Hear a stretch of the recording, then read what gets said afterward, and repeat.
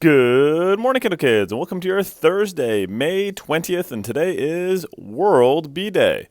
Why is World Bee Day really important? Well, bees are important because bees really help out our ecosystem in a huge way. They're a tiny insect with a big impact because bees are responsible for a lot of pollination. They get pollen stuck to their bodies in the process of collecting the nectar and actually the pollen itself and spread it to other flowers, allowing them to reproduce. Not just flowers, but plants in general that do flower.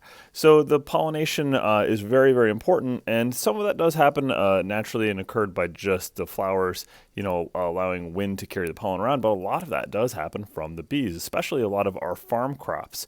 So we do need bees to help us out with that. And so the bees have a couple ways of doing this. One is that they actually collect the pollen to be able to use for food, and they pack it in almost these little saddlebag spots on their legs. Some of that pollen does get spread to the flowers, and boom, it's a win-win. The other part about it is they actually collect some of the flowers' nectar and their proboscis, which is kind of like the straw-like appendage they have that comes out of their mouth. They slurp that up, and they actually store it inside of a special organ in their body called a crop or a honey stomach, which is pretty cool to think about because that really is important for making honey. The bees will come back, they'll make a honeycomb, which is this really cool hexagonal structure that they put both their larvae in, and they produce honey, which is a really cool thing. But that got me really wondering something that I've actually wondered for a really long time, which is that queen bee comes around. It looks very similar to the other bees other than just that elongated shape, and that plants its larva in the honeycomb, and then what happens then? How do I make sure that I'm eating honey and not little baby bees, which is kind of gross thinking.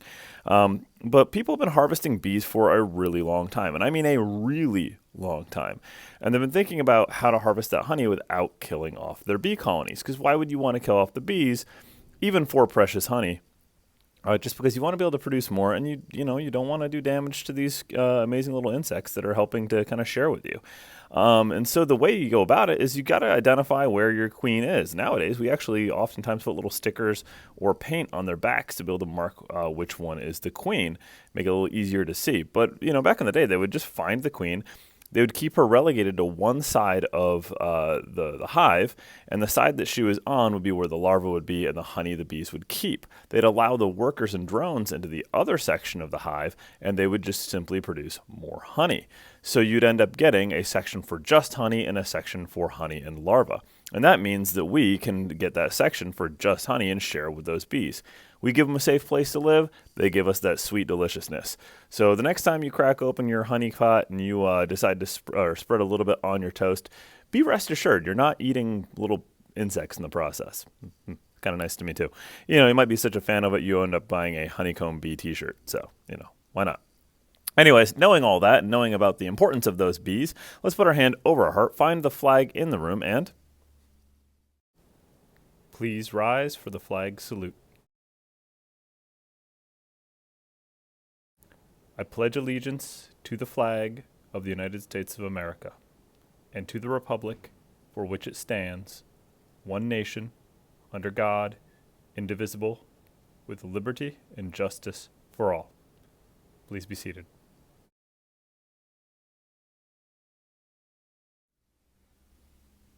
Okay, Kendall Kids, let's talk a little about food for the day. Today we have a ham sandwich or chicken patty with bun, whipped potatoes, broccoli, pineapple, and milk. So we got a nice selection there, but let's talk about what's going on with the weather today. It's going to be a much warmer day than usual. We're looking at a high of about 77 degrees, pushing really close to 80, and now we're looking tomorrow at those 80-degree temperatures hitting then. So that's going to be really kind of an exciting thing to see, a little taste of summer in the spring. But we're looking at a little bit of rain approaching on Saturday and a little more so on Sunday. That's going to also bring in a low pressure front with a little bit of cold air. Monday's going to drop down to the 60s, but that's still going to be pretty comfortable, and you're looking at a low chance of rain then. So, honestly, the weekend doesn't have the best of weather by comparison to what we've been dealing with, but it's still not that bad, guys. So we can't be too upset. So enjoy the sun, soak it up while you can, and let's finish off our announcements here with that Kendall mission statement. The mission of the Kendall Central School District is to provide the knowledge, skills, values, and attitudes needed by students to live responsibly and to compete successfully in today's and tomorrow's world. Well, hope you guys have a terrific Thursday. And if I got anything wrong with those B pieces, you can ask Mr. Stabell, who would be my fact checker today. And I hope you guys stay colorful, Kendall.